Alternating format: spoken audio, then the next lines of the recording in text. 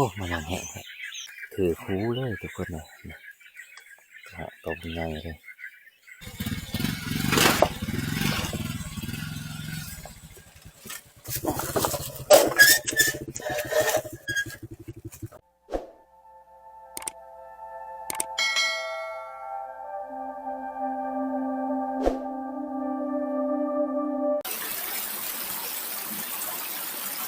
ทุกคนสบายดีตอนแรกๆนะเนาะตอนนี้เขากะหนึ่งเขาหนึ่งน้ำสิกินเขากินน้ำแล้วก็สิย่ายทับเมื่อพุ่นเนี่ยละหังใหญ่ส่วนมาสัญญาเพิ่นกะคัดไก่เพิ่นคือว่าคัดให้มันละเอียดเลยเพิ่นไก่เพิ่นมาเนี่ยไรไก่เพิ่นนี่จัดไปแต้มหนึ่งเลยในผ่านไปตองเสาว่าจะเห็นเตะขึ้นนะถ้ายิ่งเอากระไรของเสานี่แต่ว่าเฮากับมานอยู่ตัวหนึ่งเนาะในผ่านยิ่งเอาตัวหนึ่งเสาแต่ว่าไปต่อรอนได้เขารอนนั่นเลยไก่ตัวนี้ไก่บอลสัญญานี่ทุกคนเลยในผ่านไปต่อซองเถื่อของเสาเขาเบิดซองเลยแต่ว่าไปคำว่านี่พวกเขาเพราะว่ามันร่มแห้งอีดีทุกคนเลยตอนแดงวันเบิ้งเขาเบิ้งน้ำมาก่อนบัดนี้โอ้ยังบ่ต้องขึ้นได้ทุกคนตัวนี้ก็คือน้ำที่เฮาหนึ่งนุกนะนี่เราจะมาต้มเนาะต้มใส่โตมันเนี่ยกินเนี่ยเขาก็เดินทางนะ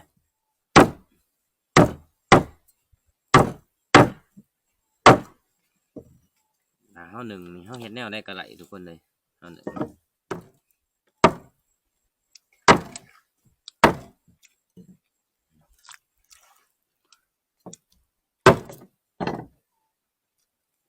วางถึงปลาแบบบาสัญญา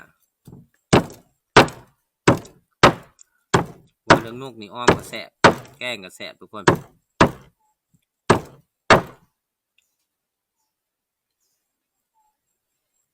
ขี่มันก็มีแต่ให้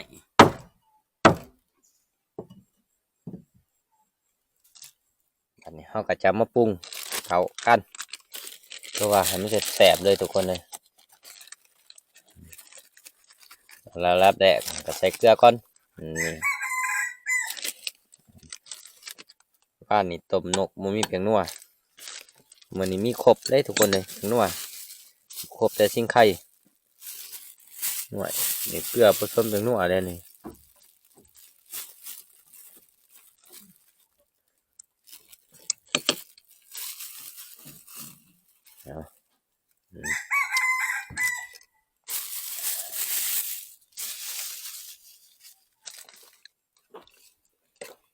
แล้วก็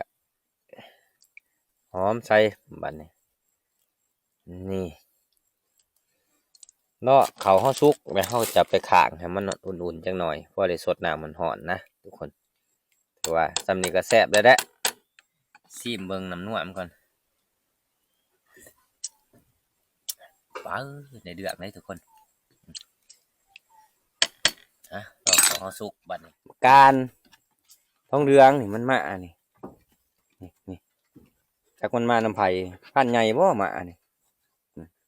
อยากเป็นผ่านใหญ่แต่แท้นี่มาจังมานะน้องมามันดงมามันดงเมื่อวานนี่ทุกคนเมื่อนี้มันขึ้นมาอีกขึ้นมานี่ก็เดี่ยเคียงเลยเหรอได้นี่กินทั้งนัวตัวนี้ล่างผู้กระแทกเห็นแต่หัว3 ตัวฟูลังงาง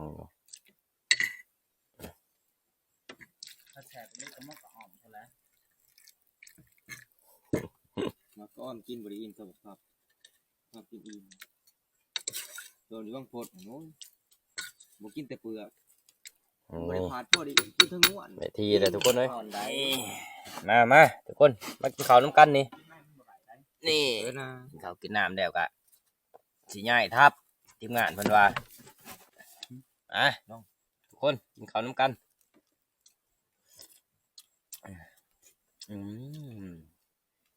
แซ่บเด้อเห็นได้ขี่มันเพื่อเป็นนกกระโดกเพื่อผู้สร้างจะเท่ถึงต้องโพนกระหอบต้องอันนี้ต้องกันหมดต้องใช้โพนกระหอบ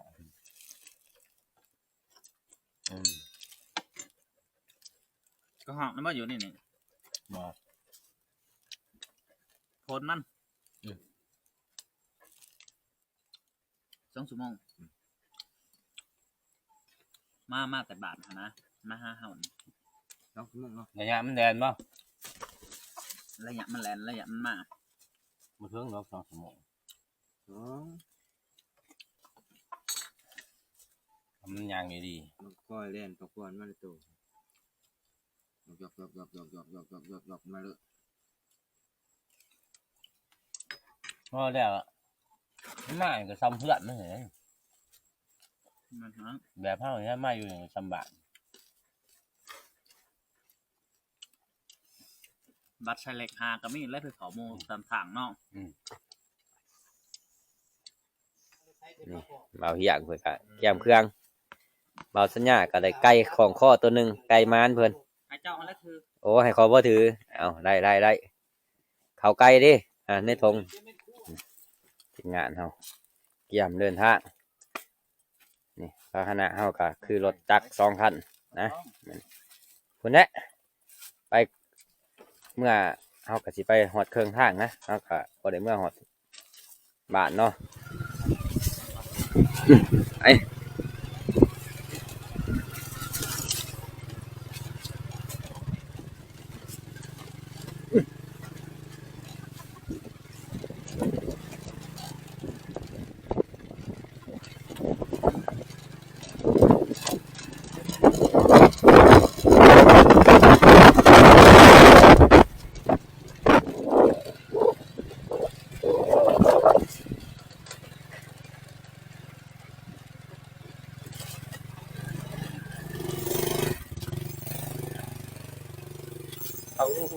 เอาเฮ็ดเยียบโอ้นี่ตัวว่าก็ง่ายไปได้เติบทุกคนเลยเอารถจักรมานี่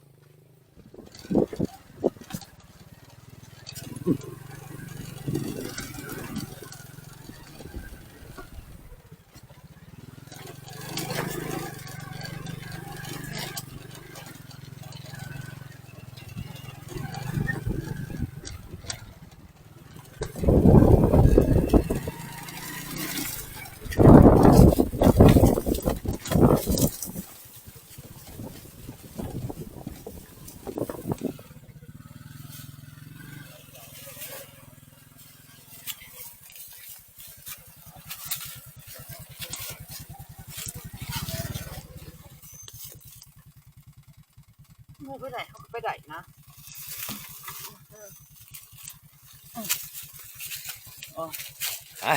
บัดนี้เฮาก็ฮอดที่พักเฮาเป็นที่เรียบร้อยทุกคนเลยเนาะเฮาก็สิจอดรถจอดลานไว้นี่แล้วเฮาก็สิย่างไปเบิ่งต้นบังไห้ก่อนตอนนี้เนาะว่ามันสิสุกหรือบ่สุกนะก็คือเฮามานี่เฮามานํต้นบังไห้ทุกคนเลยเนาะเพราะว่าผ่านที่อย่างเพิ่นมาสุดก่อนนั่นนะมันก็กำลังเป็นเนาะกำลังเฮิมมาซะนี่มีน้องมา2 ตัวร่วมทีมน้ำเป็น5 ชีวิตเลยทุกคนอยู่ในป่าในค่ำคืนนี้เนาะทองเหลืองกับปากการไปบ้านไปเมืองต้นบักไห้โอ้มาหอดจนค่ำเลยทุกคนเลยแต่ว่าเขาออกมาก็4 โมงกว่าแล้วเนาะเกือบ5 โมงตอนนี้ก็ประมาณ6 โมงเนาะในพาดเนาะเอามาเบิ่งต้นบักไห้นะทุกคนผ่านเที่ยงเพิ่นเข้าไปผู้เดียวเนาะเป็นว่ามันกะกำลังโลนมันกำลังสุกทุกคนพูนแหะมื้ออื่นเช้าจังสิมาเบิ่งใหม่อีกเพราะว่าช่วงนี้มันก็ค่ำกับมื้อทุกคนนกมันก็ไปหาอยู่หานอนหมดแหละเนาะไปบัดนี้สิกลับไปทับเฮาพุ่นแหละเฮาสินอนอยู่ในคืนหนึงนะใส่ชีวิตอยู่ในคืนหนึงแล้วมื้ออื่นเช้าสิมาเบิ่งถ้าว่ามันบ่กินเฮาก็เมื่อถ้าว่ามันกินเฮาก็นั่งต่อทุกคนเลยเนาะทับนกพุ่นแหละประมาณกับเพศหรือว่าบ่ายพุ่นเฮาจังสิได้ลงถ้าว่านกเขานะบ้านนี้เฮาก็หาพืชหาไผ่ลังไว้ให้น้องม้าเฮาทุกคนเลยตายตัวในค่ำคืนนี้เฮาก็สิอยู่จุดตัวนี้ก็คือที่นอนที่เฮาสินอนในค่ำคืนนี้นะปานเที่ยงเพิ่นเอาไม้แปดมาปูใส่กัน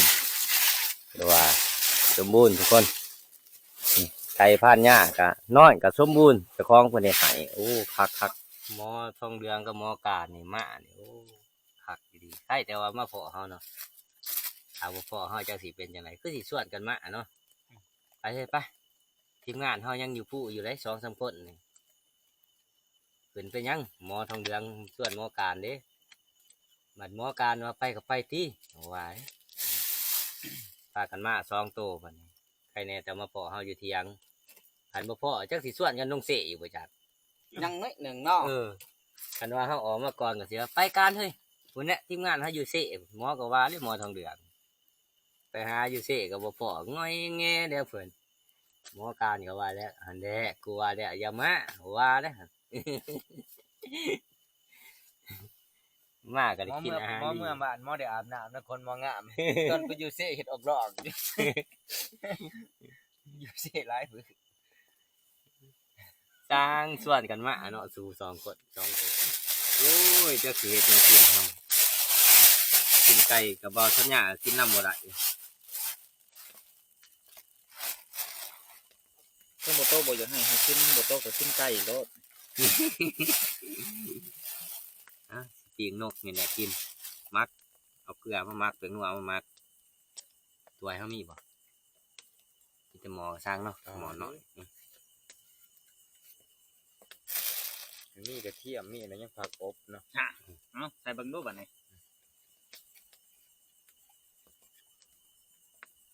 ก็ได้โอเคบ่ เอาไปทุกคนกินข้าวนำกัน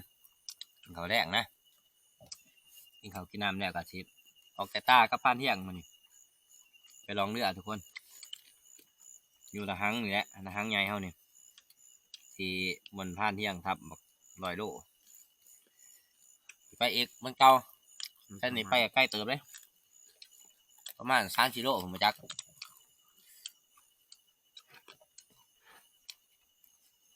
เขาไม่ยังกินหรอก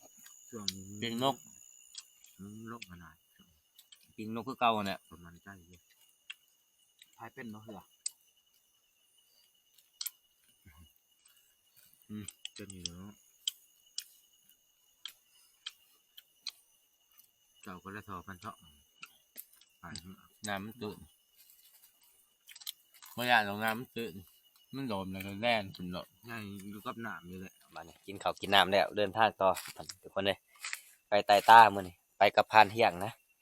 ส่วนบ่าวสัญญาเพิ่นก็นอนเฝ้ารถแล้วก็นอนกับน้องม้าเฮาเนาะอยู่ทับเพิ่นแหละมื้ออื่นเช้าเฮาจังสิลบมายิงนกต้นบักไห้ก็คือเฮาไปนี่เฮาก็สิไปเพิ่นแหละบนเรือเฮาจอดเพิ่นทุกคนเฮาสิไปพายเรือนะโอ้เผื่อสิย่างฮอดนี่ใกล้เติบเนาะไปลุ้นกันว่ามันสิมานหรือบ่มานเนาะมื้อแรก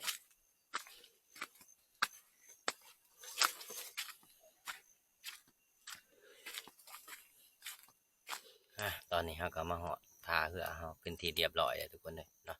ผ่านเที่ยงเพิ่นก็ลงไปมุดเอาเหือเป็นทีเรียบร้อยทุกคนเลยเนาะซุ้มไฟถาเพิ่นนี่หาว่าเพิ่นหนาวขึ้นมาเพราะได้คิงไฟทุกคน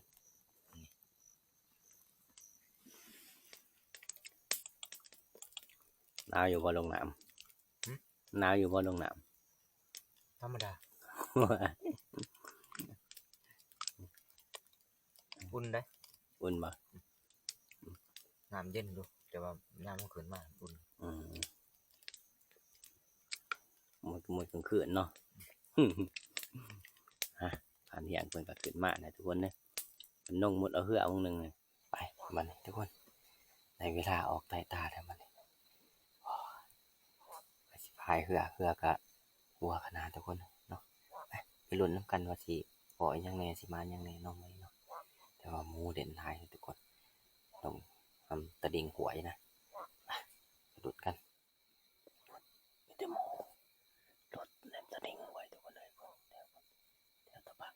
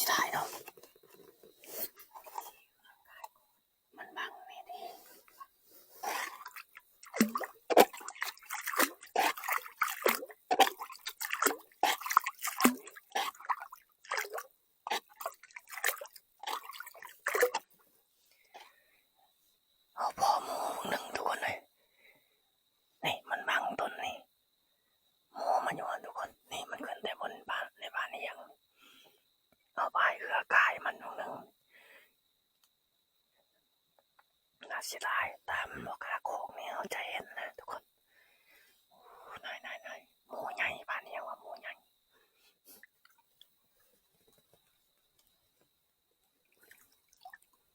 ไปต่อวันนี้ทุกคน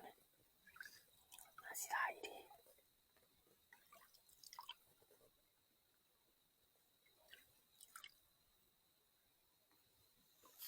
เอามาเหาะสุดแต่ทุกคนเลยเนาะเอาเหือขึ้นมาไหลแล้วนะเราก็สิซุ่มไฟพักผ่อนก่อนจาก2 ชั่วโมงเขาจะสิกลับคืนนะเพราะว่าเขามาองหนึ่งพอหมู2 เถื่อพอทุกคนเลยแต่เขาบ่ได้ทับเนาะเพราะว่าหัวมันจ่อโผล่ทุกคนมันก็ได้บ่มีโอกาสได้ทับมันนี่ช่วงเขาพอเขาก็พอช่วงคดนะหรือว่าต้นใหม่มันบังไหวเนาะถามว่าต้นใหม่บ่บังกันถือว่าเขาได้ทับทุกคนเลยรอลุ้นขั้นตอนกลับทุกคนเลยพักผ่อนก่อนสัก1 ชั่วโมงทุกคนเลยจังสีให้เพื่อกลับพื้นน้อยเดียวเดี๋ยวนี้หวยพื้นเนี่ยบกตี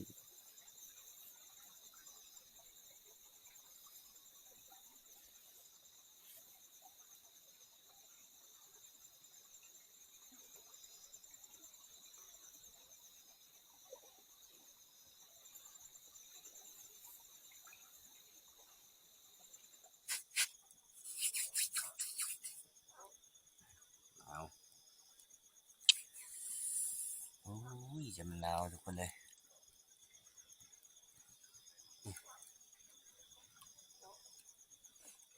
ตอนนี้ก็เลย2 โมงกว่าเลยทุกคนเลยเนาะเอากระหางหากาเจียมลองเรือต่อกลับไปพุ่นแหละไปทางทับเก่าเฮาพุ่นแหละทุกคนเลยโอ้เนื้อคือสิออกแหละหนาวขนาดนี้ทุกคนเลยผ่านเหี่ยงถึงกับหนาวเลยไข่สิบ่โฮดเบิดได้บ่ไข่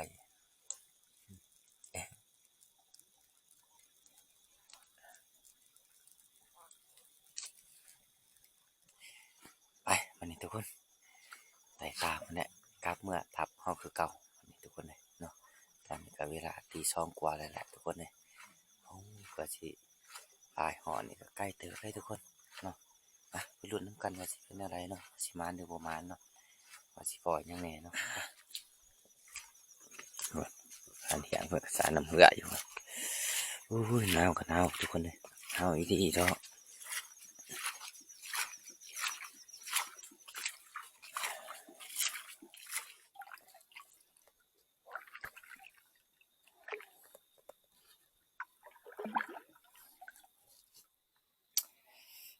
บัดนี้เรากลับมาสุดสายหวยเลยทุกคนเลย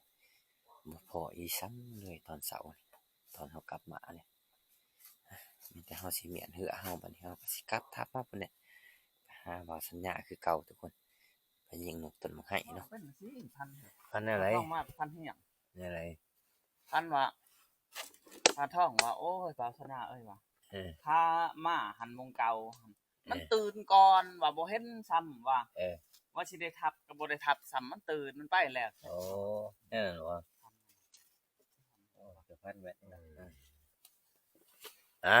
ตอนนี้เขาก็มาหอทับเป็นทีเรียบร้อยทุกคนเลยเนาะไปไต่ตามื้อนี้ก็ประมาณยัง พออยู่แต่เฮาทับบ่ทันนะเพราะว่ามันก็ไวโพดเนาะเฮาพอก็สุนมุนกันว่าซะเฮาพออยู่2 อันนี่แหละทุกคนเลยเนาะถอกใหญ่มีแต่ว่าเฮามาหอทับแล้วเฮาก็สิหากาเกียมไปเบิ่งต้นบักไห้อันนี้ทุกคนเลยว่านกเขาถ้านกเขาเฮาก็จะนั่งยิง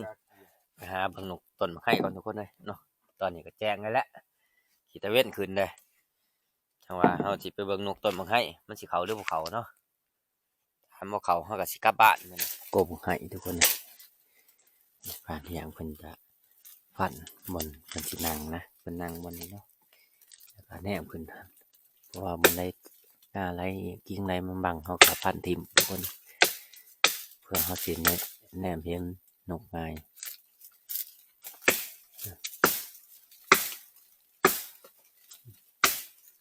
คือว่าต้นไห้ต้นนี้ต้นใหญ่อีหลีทุกคน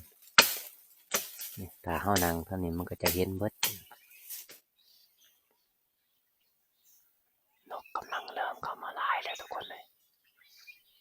ก็เข้ามา3 ตัวแล้ว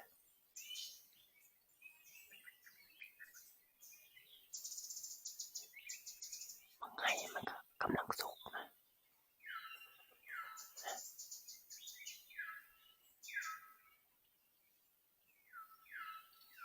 ก็เข้ามาทางนี้ตัวนึงนี่แต่ยังบ่ทันเห็นโตมันเผากำลังเข้าทุกคนเผากำลังเข้ามา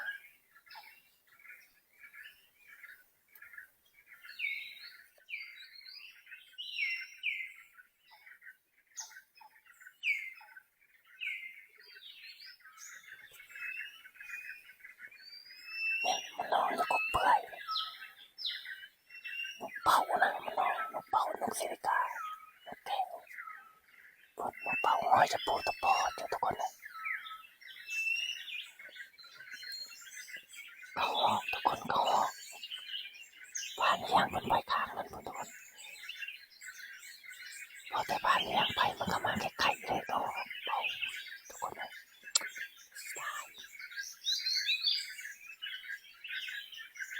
ก็เข้ามานี่ประมาณ6-7 ตัวเลยทุกคนแต่เช้ามา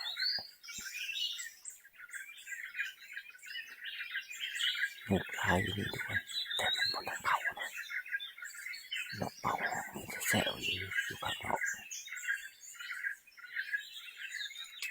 เดี๋ยวจะคอกทุกคนแต่มันยังขังนะ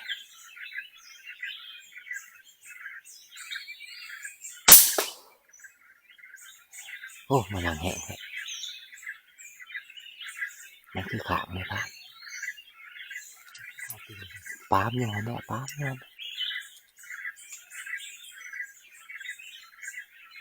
งั้นมันก็ตกมาแล้วทุกคนตกมาแล้วทางหัวนะเดี๋ยวตกทุกคนมีขาดงามันนี่แต้มแดะแล้วมันนะถือคูเลยทุกคนเลยตบใหญ่เลยคือถือขมับคูเลยนักเป็นเลยยังก็นั้นตายทุกคนความหนกมันอยากกินนะมันให้มันก็ต้องสุกสมัยทุกคนแต่มันมาเดินก่อนเนาะมันให้ยังดิบๆเนี่ย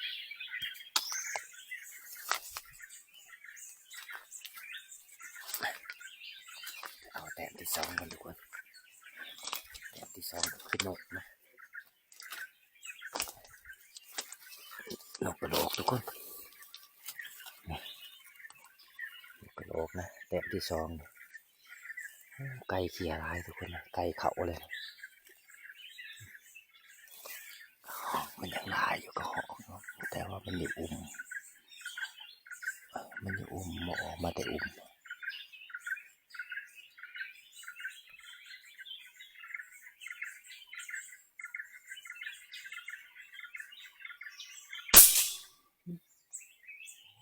คือเต็ดไหม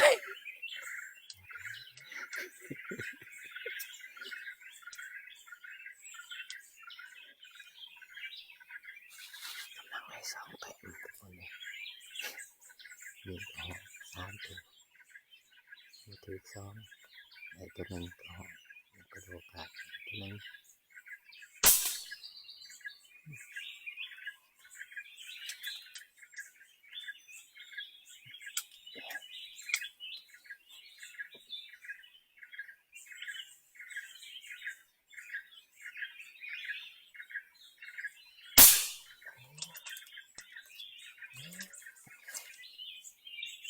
นกเป่าเข้ามาเลยทุกคน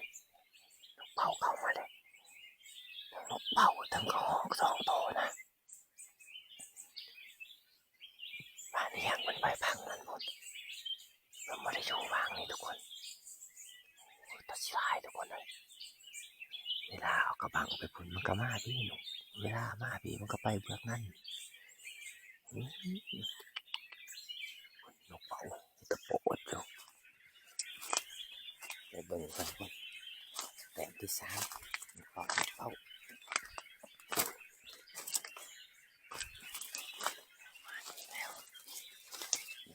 ทุกคนนี่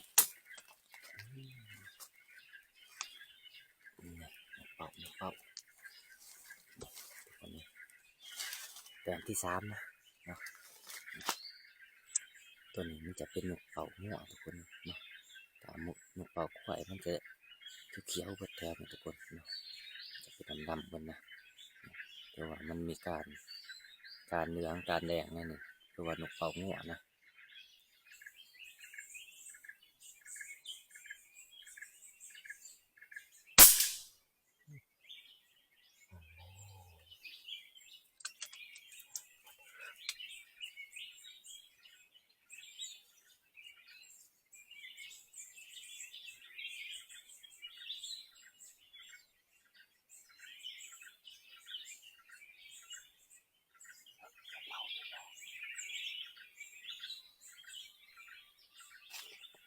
ในผ่านกสิกับทับเขาก่อนมันทุกคนเลย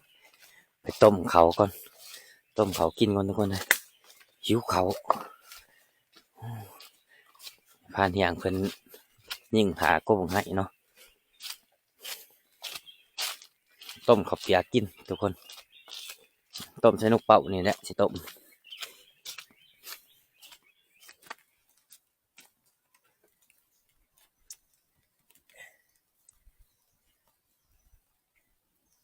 เผานกต้มใส่เขากันทุกคนเลยหิวเขาเหนียวเขาเบิดเลยยังแต่ข้าวเจ้าก็เลยสิต้มกินนะเขากินน้ำแล้วเขาก็สิตาวเมื่อบาทเขามื้อนี้นกก็บ่ให้กะบ่ไหลทุกคนมันกะมึงให้มันหลายจริงหลายงาเนาะบ้านที่อย่างเพิ่นไปขางหนึงมันก็มากินขางหนึงนะแต่ก็นึงมาเพิ่งมันก็อยู่สูงมานึงมันก็โหยไปเดี๋ยวแหละ ไก่3โต๊ะนะไก่ฮะแต่ผู้ท้องแต่แม่นึง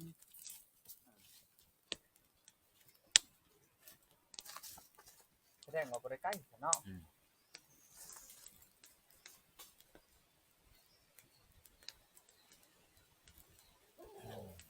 ที่แรกว่าสิมาต้มเขาก่อนผ่านที่อย่างนะมาหอดกะลืมเอากุญแจน้ำเพิ่นมาทุกคนเลยก็คือศิลธาเพิ่นมาเพิ่นเนี่ยจะสิได้ต้มเนาะโอ้ว่าสิได้ต้มว่าสิได้กินเขาต้มใส่นกแสบๆจักบาททุกคนเลยใส่นกเป่าบ้าเบิดเท่านั้นแล้วนี่ผ่านที่อย่างเพิ่นมาเลยมาน้ำดัง นี่ ลักมาปลาเพิ่น ทำต่อนี่เขาอยู่ไปสิมันอยู่ไปสิปืนทันเดไปทางหนาเลยจักสิแกว่งไปบ่ได้เป็นกี่มันเห็นอีกว่าชีวิตกูได้แต่สำนีแล้ววะ ไปหยอกไก่ เอาแต่สำนี ไปหยอกไก่เด่นได้เจ้า อืม ใช้เอาเขามาที่ต้มเขาอันย่างเพิ่นก็มาเลยต้มเขาก่อนเพิ่นก็หิวเขา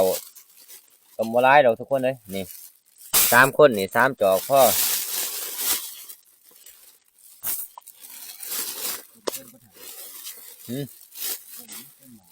โอ้ต้มเต็มหม้อกินเบิดบ่ มาหน่อยเด้มาหน่อยเด้แล้วมันมีหูเส้น เปลี่ยนไหมบัดนี้ผ่านเที่ยงเพิ่นว่าให้หุงเอากินกับนกคือเก่าที่แรกว่าสิต้มพ่อบ่นานเท่านี้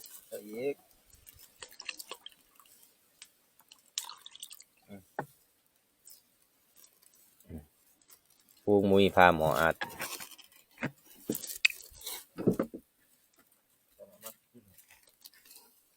3 โต๊ะ แน่นสิต่อเด้อบ้านก็ต่อ นั่นนะว่าไก่หัน3 โต๊ะผม เข้าบ้านเดียว3ตัวอ้ายสิเคยเห็น แม่น กระแม่นมันยางแล้วแซกตัวหนึ่งครับเห็นแล้วกับบุผู้ที่ไก่เติบมานะบันนี้ไก่แม่หันกระตากทั้งนั้นบันนี้ไอ้ผู้ต้นมันตีไปอีกทลังบบขันหวายหม้อนี่ก็ใส่รถแอกซัดมาหลดตา ตาไก่มีหยังขึ้นเบิ่งเนี่ยนี่ บัดนี้ยังบ่พอออกจากหันบัดนี้มันบ่ได้แล้วก็ออกไปในต้นมังไห้แล้วก็กงให้หน่อยเด้ก กูให้หน่อยแล้วมันสิอบอันนั้นกกมาบกไว้ฮะพันทองตอนนั้น15 นาทียังบ่เห็นไก่อยู่พันทองว่า15 นาที50เนี่ยยาโรเดอร์ว่ะลงเลยว่ะจับปืนอันนั้นลงกำลังสิลงโยยลงปุ๊บบินเอาโว้ยว่ากูนายเด้ว่ะ มีแต่โตคักๆนะว่ะเอ้ายามันว่ะ เจ้าบ่ทันมันใจตัวเอง นะ เจ้าหันต้องมันใจตะคองแน่ ผ่านกระเทอะ มาทุกคนกินข้าวเสาน้ำกันทุกคนเลยตอนนี้ก็บ่ายนะกินข้าวเสานี่โอ้ยมวนแต่กำหนกโกมงให้ หนึ่งนะมาให้อยากมา กินกำหนกคือเก่า อย่างหนึ่ง คนเลยมื้อนี้กินข้าวเจ้าเลยมื้อนี้ เราได้ตั้งใจ นี่ข้าวเจ้าผมมีถ้วยกับจำแจวแนวนี้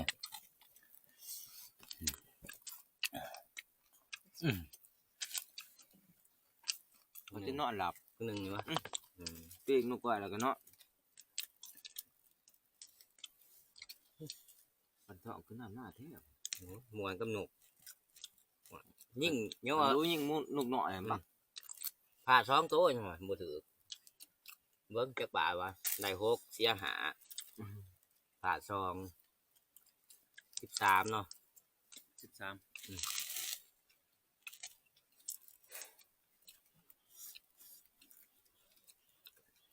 ก็เล่นก็ได้หลายเนาะ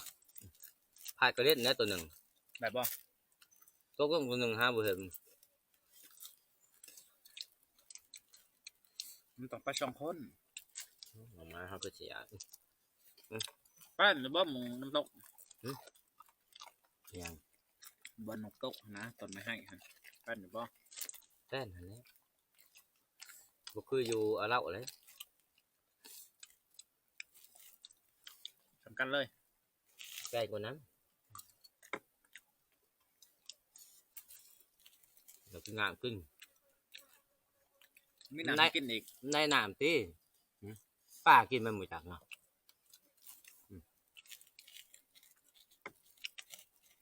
ยานอยู่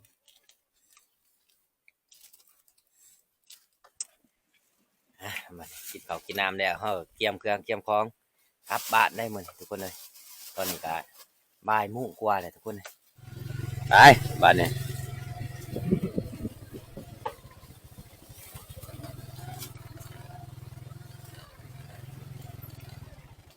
บนรถก่อน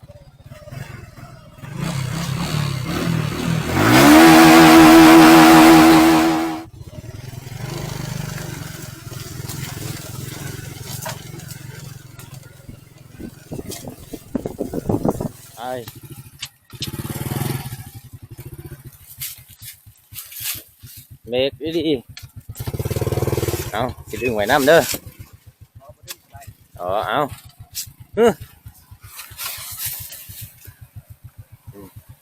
สาเหตุมันทุกคนเลยถ้ามีเบรกหน้ามันจะง่ายนะ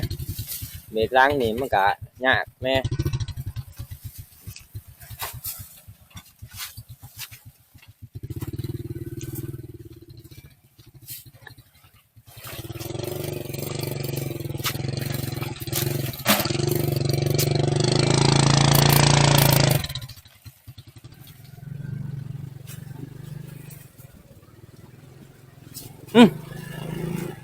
ปุ๊บโ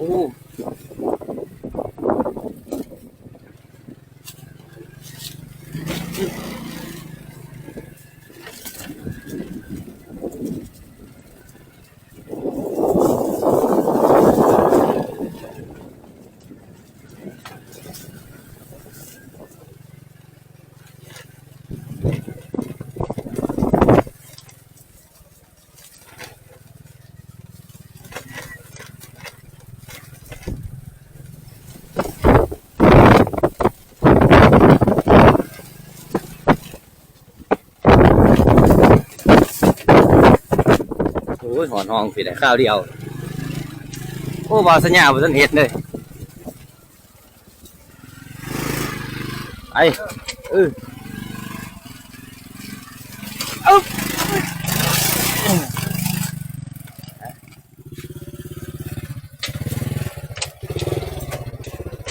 ไปไปเอาเด็ก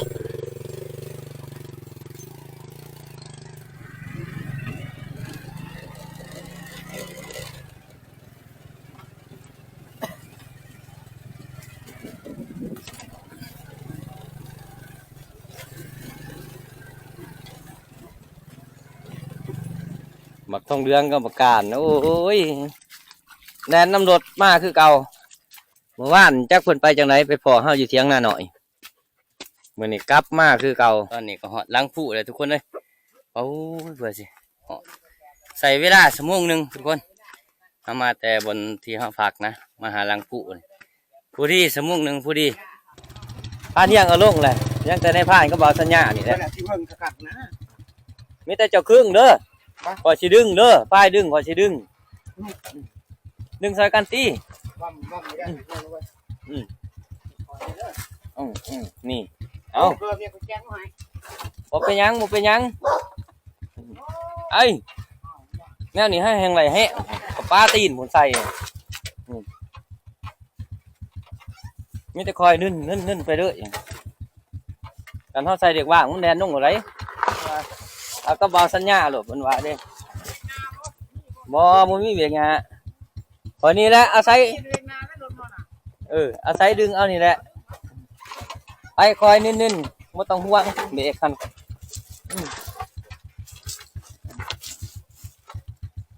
การเขาบ่ล้มก็แก้เขาไปน้ำโลแต่บ่ไอ้คอย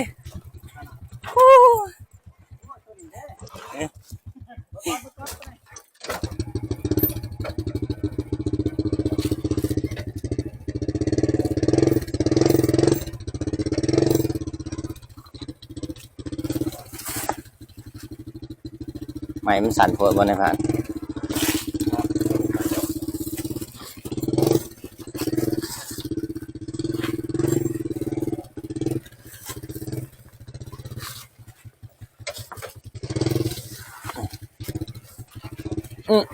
เอา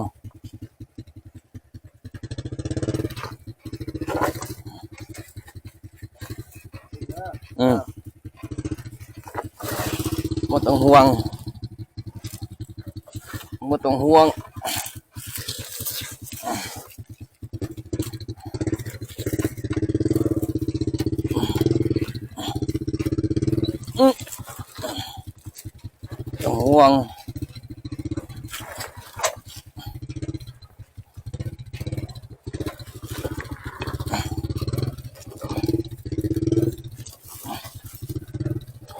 จองยีนนี่ไว้น้ำจะเขาจับมือเดียวก็แหละโมให้แต่ปลา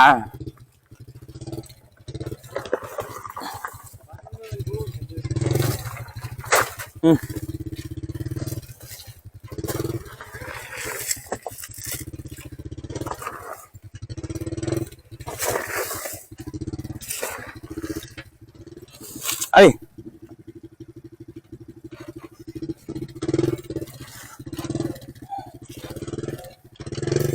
โอ้ยเอาดีๆเด้อ เป็นยัง อย่าไปเสือกขาดกันเนาะ 3 คน3 คนได้เบรกทั้งหนักก็มีธนาคารสิบ่ทันเฮานั่งลงรถมืออยู่ดินไว้โอ้เบรกของแท้เลยเนาะทำยังบ่โคตรด้วยเบรก ใช้ไว้ขาดทั้งเด็กก็ทำแข่ก็แข่แล้วแต่ถึงบอกแล้ว อันนี้เจ้า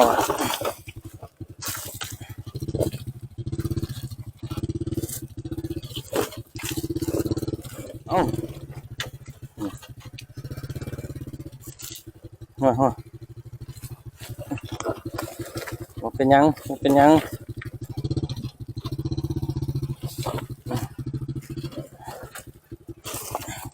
ขันบ่มีเบรกหน้านี่ยากลำบากกว่าเลยนี่เอารถลงผู้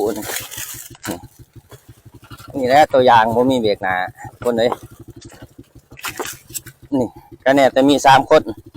ตุนาเนี่ยใส่เบรกก่อนตุนาเนี่ย อุ๊บนี่ เขาบ่ลองทำตัวครับมัน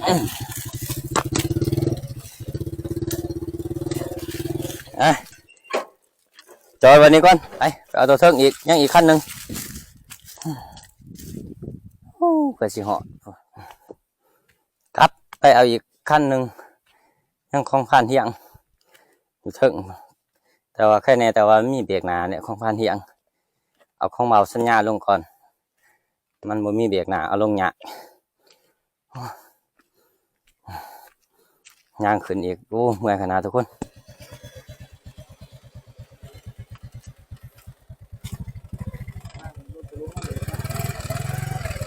การการ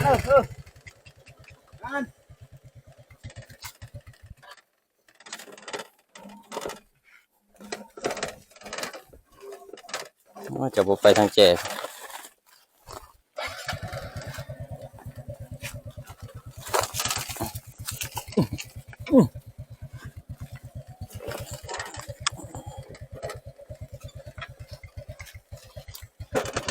ไปเลยไปเลยไปเลย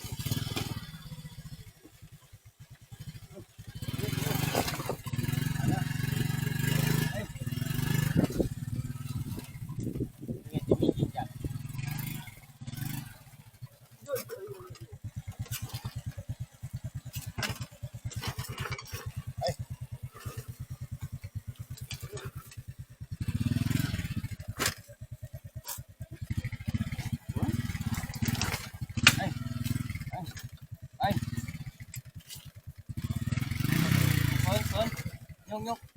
มาที่นี่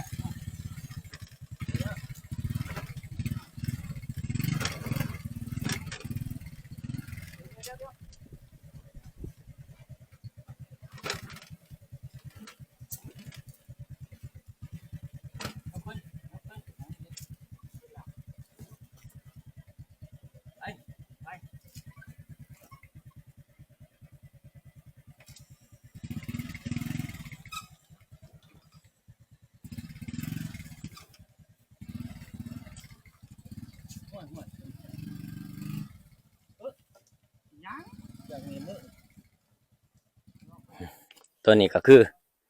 พักอันตรายที่สุดทุกคนเลยเพื่อสิเอาลงไหลนี่เอารถจักรเขานี่อีหลากอีเรืออะไร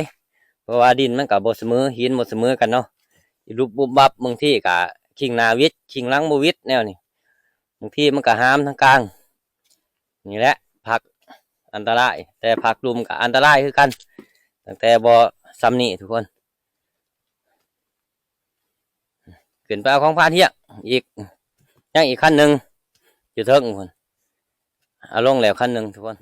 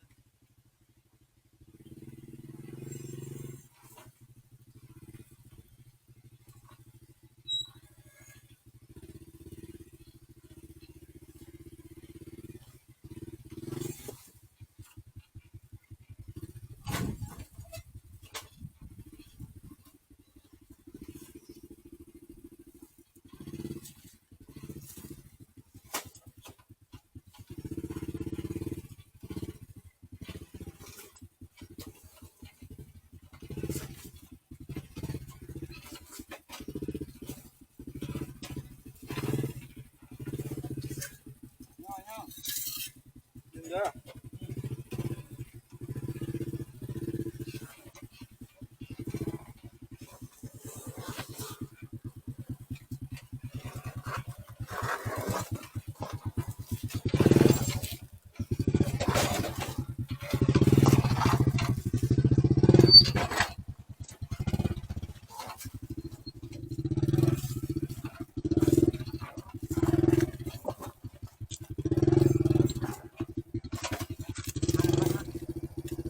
โลกนี่ก็ได้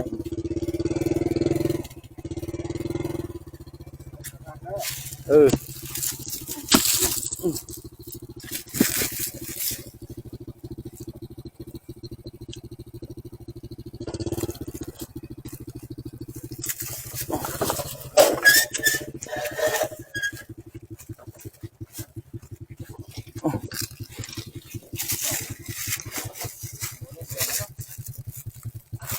หามบ่ ทำบ่ หามมาพี่บ่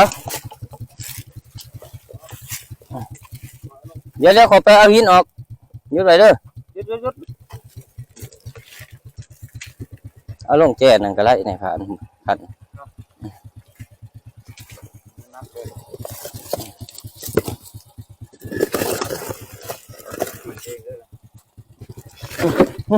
ไป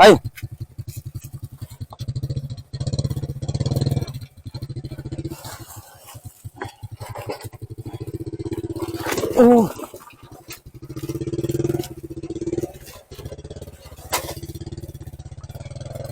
แค่นี้บัดนี้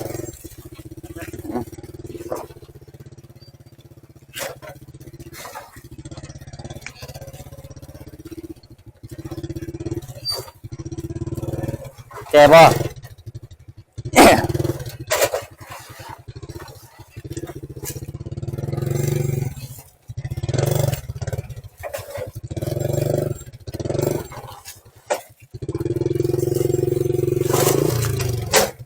ค่า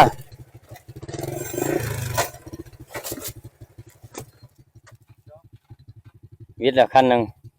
ยังอีกคันหนึ่งทุกคนโอ้แค่นี้ผักนี่สั้นขนาดทุกคนเลยทั้งสูงทั้งสั้นโอ้ไงแค่นี้แต่ว่าวิทย์คันหนึ่งเลยยังอีกคันหนึ่งแต่ว่าวิทย์เป็นที่เรียบร้อยเลยทุกคนเบิด2 คันเลยทำตับเลยเขามาหอดลังผู้2 โมงนะตอนนี้ก็4 โมงนะผู้ที่2 ชั่วโมงเลยใส่เวลาลงผู้ทุกคนเลยคลิปวิดีโอนี่ก็มุ้ยยังไงทุกคนในพังก็สิปิดไว้เพียงกับตีนผู้เนี่ยทุกคนเลยเนาะรอติดตามคลิปวิดีโอหน้านะก่อนอื่นก็ขอบมุกขอบใจทุกคนที่เขามารับมาส้มในผ่านตั้งแต่ต้นจนจบเนาะเอาขอบใจหลายๆทุกคน